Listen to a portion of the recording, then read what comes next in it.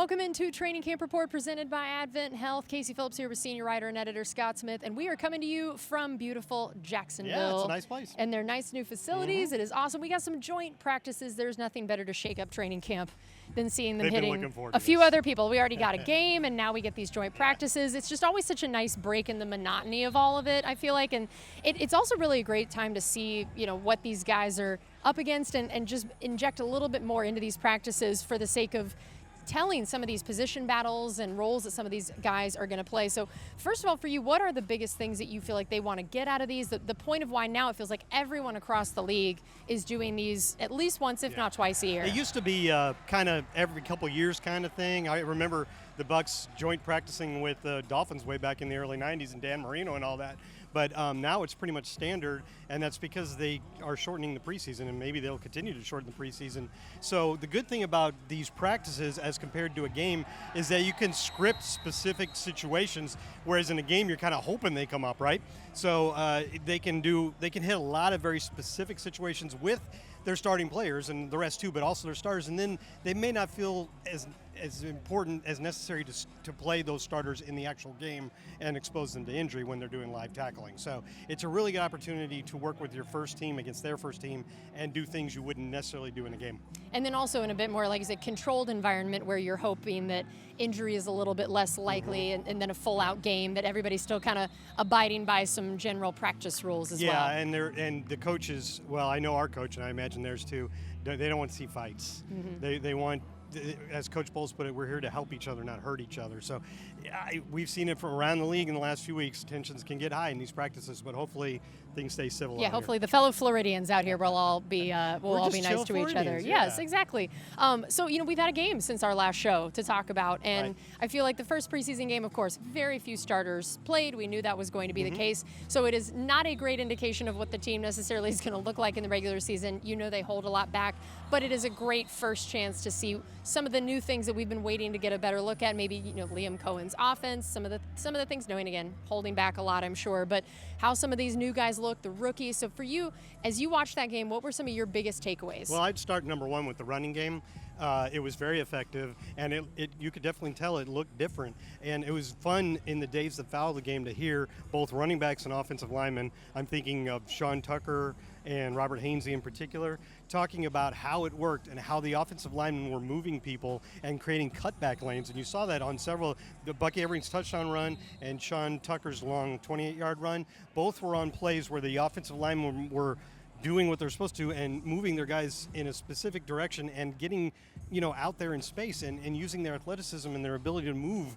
Our offensive linemen are pretty athletic linemen. And so you saw that they were creating cutback lanes, and the running back saw them and hit them perfectly. And we haven't seen a lot of that in recent years. Obviously, the running game has been a struggle. So any sign of life from the running game is great. But I like not just the fact that the numbers were there at the end of the night, but you could see something different in how this running game operates. Yeah, that's interesting. And I remember Coach Bowles talked a lot about the way that Rachaad White, one of his biggest areas of improvement last year was the running downhill, of the decisiveness and the putting the head down. And I felt like we were seeing that from guys like Bucky Irving and that Sean Tucker, and how great to see that now. That means that these three guys have already all shown evidence that that's going to be the way that they start out, which is a big sign. Rachaad didn't play, as you obviously know, but it was very good to see that. Absolutely. Yeah. And then on the defensive side, the only starter was KJ Britt, who actually played in the game, and they started with their starting offense, which is fine. It's not a complaint. They can do whatever they want to do in the preseason. And their starting offense and Joe Burrow only played one series. And they got a touchdown, but there was like a 3rd and 17 pass interference call near the sideline. And so it wasn't that bad of a series for the defense. And then the next 5 series were 3 and outs. So I thought that the defense, even with second stringers in there, looked pretty strong. They looked like they weren't behind. Right. And then how about we saw, of course, no Baker Mayfield. We saw Kyle Trask. We saw John Wolford. And what do we know at this point about just what we saw from both of those guys and where that QB room stands? How many do we think they keep? Right. Who's the number 2? Who's the number 3? What all are we going to learn about that in these coming weeks? I thought that Kyle and John Wolford's performances were pretty even to each other. So I don't know if anybody would have taken a step forward. Coach Bowles did say that Kyle is a little bit ahead. He's clearly the number 2 going in. John Wolford would have to beat him for that. But he did acknowledge it's still a competition, so that could happen. But I think he's been pretty happy with how Kyle has controlled and managed the offense. And so he did have the one interception. John Wolford didn't have an interception, but I think he had one that was dropped. So I think it was pretty even. The question that you kind of asked there at the end was how many are they going to keep? And for a long time now, the Bucs have been keeping 3. But with the way the rules are now, a lot of teams are only keeping 2. So, but then there's that new third inactive quarterback rule, a new return from the 90s, inactive third quarterback. So I would guess in the end they'll keep 3 on the active roster. I know they started last year with just 2 and had John Wolford on the practice squad, but when it seemed like the Rams were trying to sign him away, we were like, okay, we'll promote you to the active roster to keep you. So if there's interest in him around the league, then they might have to put him on the active roster to keep him. I know the wide receiver position is one that we've been really excited to watch in terms of the battle for 3, 4, 5.